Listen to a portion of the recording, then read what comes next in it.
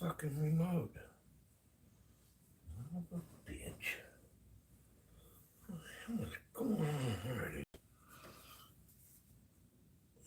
Weren't able to obtain travel logs detailing Hunter Biden's mysterious destinations around the globe.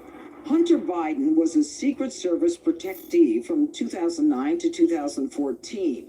Yet the Secret Service informed the senators that they could not locate any records from 2010, 2011, or 2013 when Joe Biden served as vice president. But there's just a blank for, I think, 2 or 3 years where there are apparently no records that the Secret Service can provide of them traveling with and providing security detail for Hunter Biden. And the 259 pages they did provide were heavily redacted. I think that the Secret Service has a strong duty to protect the first family, the second family. But I think at times that can bleed into going too far, even becoming fixers for them. Hunter's ex-wife, Kathleen, suspects Secret Service has plenty of inside knowledge on her husband's questionable behavior. They probably knew far more than me. They'd been following Hunter since 2008. Surely they'd seen him drinking. Surely they'd seen his darker side. You can't have a democracy that functions if the flow of truth is denied. And let's understand, there was a coordination. Representative Darrell Issa is laying the groundwork for an investigation into the censorship of the Hunter Biden laptop story on social media. Understand, the FBI had the laptop for nearly 2 years.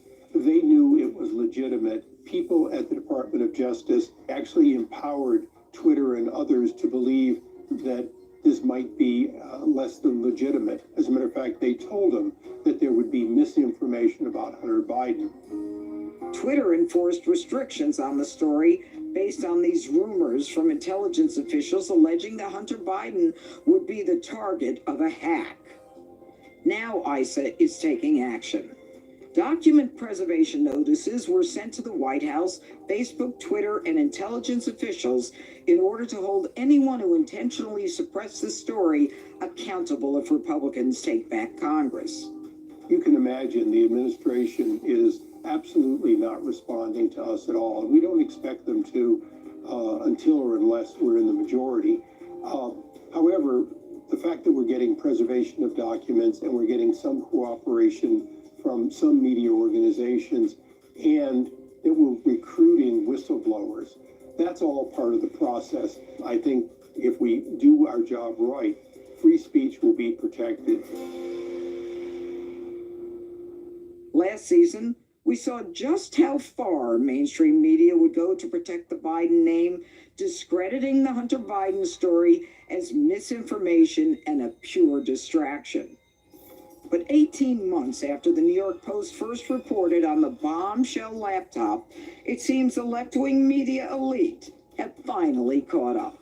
After the election, Biden was safely elected, they decided that it was, in fact, legitimate. And it did deal with Hunter Biden's business dealings, just as the New York Post had reported before the election in October of 2020. And so they come out and they kind of give it their stamp of approval. It seems pretty clear that Hunter Biden was trading on his father's name to make a lot of money. The New York Times finally confirms that Hunter Biden's abandoned laptop is real. We know the FBI has possession of it and that they believe it is his laptop. You have to say it's a real story. What they're doing is getting out ahead of the story that will come if there are indictments coming out of Delaware for Hunter Biden.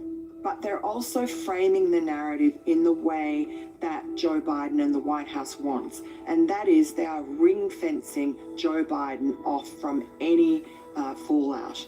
It's just a CYA effort on their part. When you get caught in the act, you tell just as much truth as you have to get by the moment. They're admitting to a little bit of truth, just to say that we've reported on this. That's too little too late for John Paul Mac Isaac, the computer repairman credited for turning over Hunter Biden's laptop.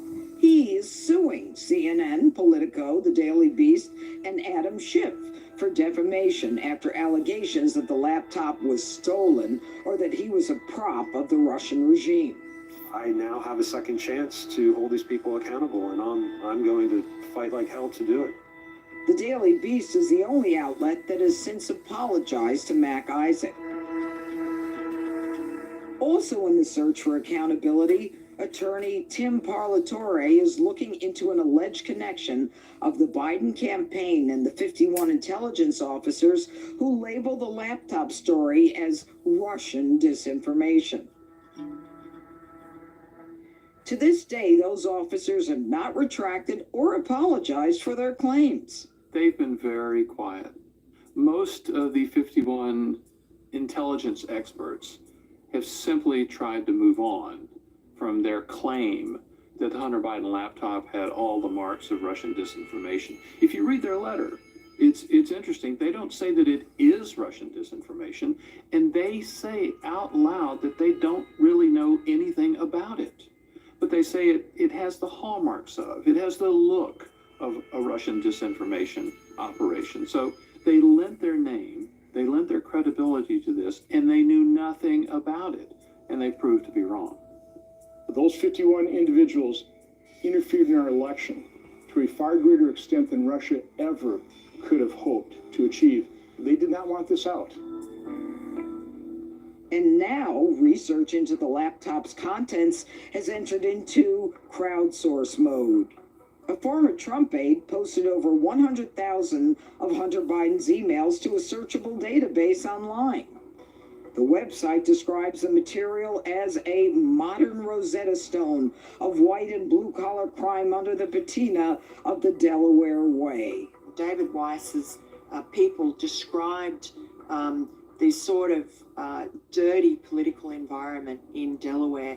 They dubbed it the Delaware Way. This was this crony politics where I rub your back, you rub mine. There was a huge amount of money in this very small state. And so if you were a politician in that state, you wielded immense power, and there was enormous sums of money available to those politicians if they were corrupt. You have the corruption within Biden Inc., the Biden grifters, the selling of influence, the peddling of influence, the level that compromises not only the Bidens but our national security. Then you have the complicity within our mainstream media that obviously played favorites. Will this be a genuine reckoning for the mainstream media, or will they continue to scramble to protect Joe Biden?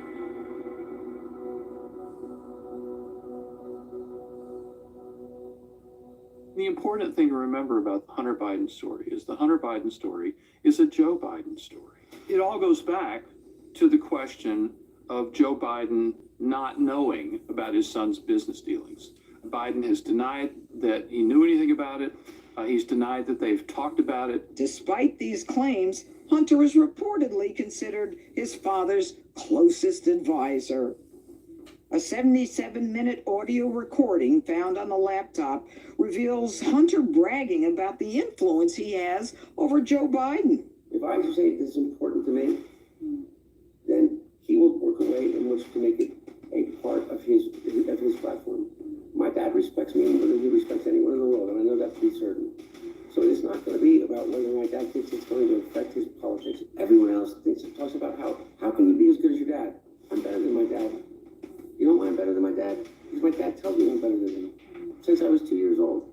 Joe Biden has said how much he respects his son Hunter and how smart he thinks his son Hunter is. The fact that the two are really, really close makes Republicans skeptical about the claim that Joe Biden didn't know anything about his son's business dealings. This story is really not about Hunter Biden. Investigators in Delaware are pulling on the threads of Hunter's business dealings that lead directly to President Joe Biden.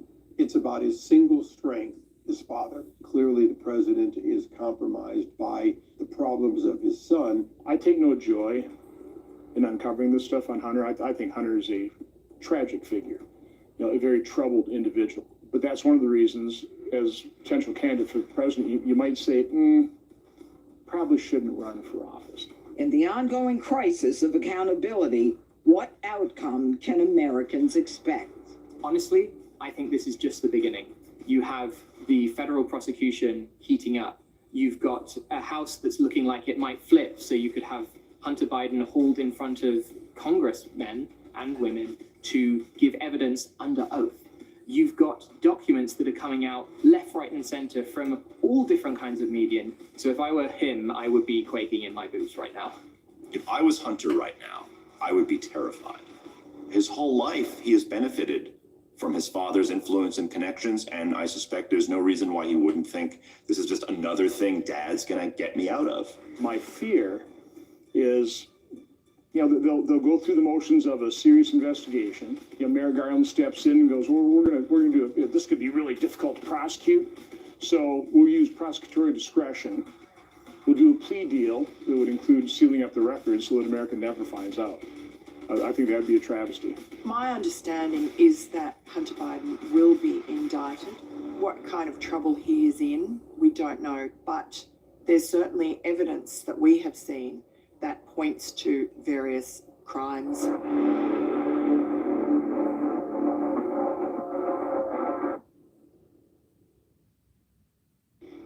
Plenty of first families have been embarrassed by one of their own. The nutty brother, the rebellious daughter, the outspoken uncle, the shifty in-law. It's almost as if you can't move into the White House without a rogue relative or two in tow.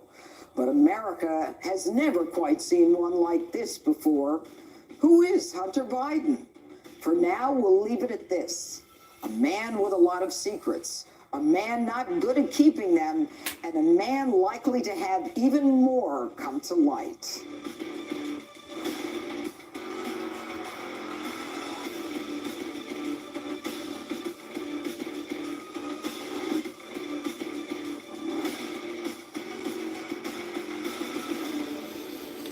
All right, there it is. Thanks, guys, for hanging out, man. Hope everybody enjoyed it. Share it out if you can.